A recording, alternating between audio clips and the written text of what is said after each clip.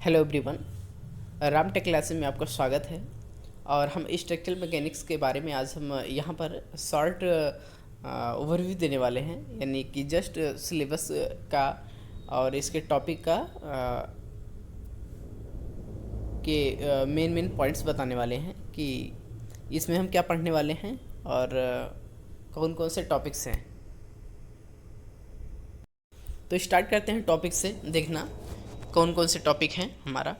First है material की property. उसमें कौन कौन सी प्रॉपर्टीज़ होती हैं, उनके क्लासिफिकेशन मटेरियल की कि कौन कौन से मटेरियल होते हैं, उनमें कौन कौन सी प्रॉपर्टीज़ होती हैं, जैसे कि इलास्टिसिटी, प्लास्टिसिटी, डक्टिलिटी, ब्रिटलनेस, ये सब चीज़ें हो गई उनकी प्रॉपर्टीज़।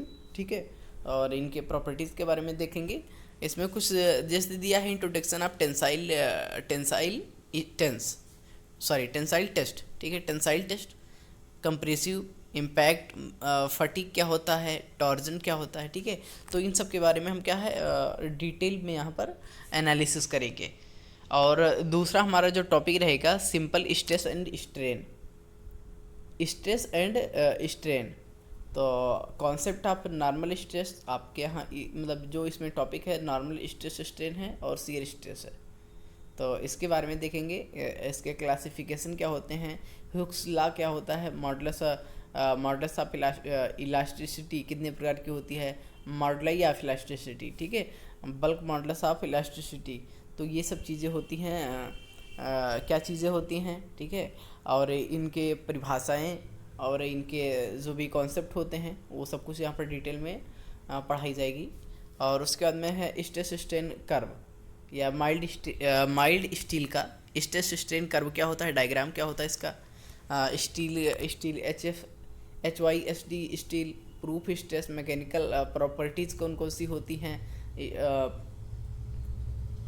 मटेरियल की, फैक्टर ऑफ सेफ्टी क्या होता है, इन सब के बारे में यहाँ पर हम पढ़ने वाले हैं। ठीक है, शॉर्ट में यहाँ पर हम पढ़ेंगे थर्मल स्ट्रेस और स्ट्रेन भी। ठीक है, क्योंकि टॉपिक दिया हुआ है थर्मल स्ट्रेस और स्ट्रेन का, तो उससे भी देख लेंगे। उसके बाद में है shear force and bending moment. Shear force, bending moment, यहाँ ये चीज़ें ये बिल्कुल देखा जाए तो बिल्कुल ये न्यूमेरिकली पोर्शन होता है, बट इसे बहुत ही इजी वे से हम इसको कवर करेंगे। ठीक है, तो बिल्कुल इसे पढ़ने में कोई भी कठिनाई नहीं होगी। कॉन्सेप्ट ऑफ बीम, बीम कितने प्रकार के होते हैं, सपोर्ट कितने होते हैं बीम में, बीम के प्रकार कितने होते हैं, कितने प्रकार के सपोर्ट होते हैं, जैसे सिंपली सपोर्टेड बीम होता है, और कैंटिलीवर बीम होता है, प्रॉप्ड कैंटिलीवर बीम होता है, ओवरहैंग बीम होता है। ये टाइप्स ऑफ बीम हो गए। ठीक है, सपोर्ट के बारे में देखें तो हिंज, रोलर और फिक्स, ये सब सपोर्ट हो गए। तो इन सब के बारे में देखेंगे। लोड्स कितने प्रकार के होते हैं, डेड लोड, लाइव लोड, ये सब चीज़ क्या होता क्या है, इनका यूज़ कहाँ कहाँ आता है, शियर फोर्स कैसे, डायग्राम कैसे बनाते हैं, बिल्कुल बहुत ही आसानी तरीके से बताएंगे। ठीक है, कि कैसे shear force, bending moment diagram वगैरह कैसे बनाया जाता है। ये सब चीज़ें बहुत ही ज़्यादा इजी वे में समझाएंगे यहाँ पर। रिलेशनशिप बताएंगे शियर फोर्स, बेंडिंग मोमेंट और बेंडिंग मोमेंट में पॉइंट ऑफ कांटा फ्लेक्सर क्या होता है, बेंडिंग मैक्सिमम बेंडिंग मोमेंट कहाँ पर आता है। ये सब चीज़ें यहाँ पर बेसिकली इनिशियली बिल्कुल क्या है बेसिक से स्टार्ट करके क्या है कि बिल्कुल बेसिक से स्टार्ट करके हाई लेवल तक पढ़ाएंगे। ठीक है, इसमें जितने भी ये है कि जितना आपका ये सिलेबस रहेगा उससे कहीं ज़्यादा ही पढ़ने को आपको मिलेगा इसमें। ठीक है, उसके बाद में चौथा पॉइंट है क्या, moment of inertia. Moment of inertia LT और I सेक्शन का, उसे भी देखा जाएगा। फिर bending stress in beam, M/I sigma upon Y/R से क्या है स्ट्रेस वगैरह याद करेंगे। किसमें, I सेक्शन, T और L सेक्शन के बारे में हम यहाँ पर एनालिसिस करेंगे। प्योर बेंडिंग क्या होता है, moment of resistance, calculation of bending moment, यहाँ पर क्या है न्यूमेरिकल पोर्शन है। स्ट्रेस स्ट्रेन बीम में जो शियर स्ट्रेस कहाँ पर मैक्सिमम शियर स्ट्रेस होता है, कहाँ पर मिनिमम होता है, और इसके बारे में देखेंगे। स्लोप एंड डिफ्लेक्शन के बारे में देखेंगे। इसके क्या है कई मेथड होते हैं, लेकिन आप में जो मेथड है मोमेंट एरिया मेथड है, और सिंपली सपोर्टेड बीम के लिए, और और है कॉन्जुगेट बीम मेथड और है डबल इंटीग्रेशन मेथड। ठीक है, तो इनके बारे में जितने मेथड दिए गए हैं इनके बारे में हम क्या है डिटेल एनालिसिस किया जाएगा यहाँ पर। उसके बाद है हमारा जो नेक्स्ट टॉपिक है कॉलम। कॉलम में क्या है थ्योरी ऑफ कॉलम पढ़ेंगे, लॉन्ग और शॉर्ट कॉलम क्या होता है उसके बारे में, दोनों में डिफरेंस क्या होता है, सिलेंडरनेस रेशियो, इन सब चीज़ के बारे में यहाँ पर देखेंगे।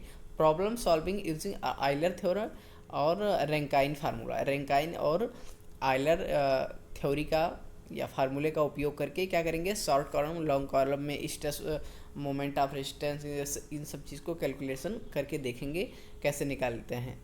उसके बाद में है जो हमारा नवा टॉपिक है वो है analysis of stresses, analysis of trace. तो कि ट्रेस की एनालिसिस की जाएगी, कॉन्सेप्ट ऑफ ये perfect and redundant deficiency frame, मतलब कितने मेंबर होने चाहिए और कहाँ पर ये परफेक्ट फ्रेम होगा, कहाँ पर रिडंडेंट होगा, कहाँ पर डिफिशिएंट होगा। ठीक है, परफेक्ट होगा यानी कि जहाँ पर जितने नंबर्स ऑफ मेंबर रिक्वायरमेंट है उतने हो अगर तो परफेक्ट है। ठीक है, और डिफिशिएंट यानी कमी है वहाँ पर नंबर्स ऑफ मेंबर की, वो देख लेंगे कि क्या होता है। और उसके है क्या assumptions and analysis of traces, इनके एजम्पशंस देखेंगे और एनालिसिस करेंगे किन मेथड से, मेथड ऑफ जॉइंट और मेथड ऑफ सेक्शन मेथड से। ठीक है, तो ये हो गया हमारा टॉपिक।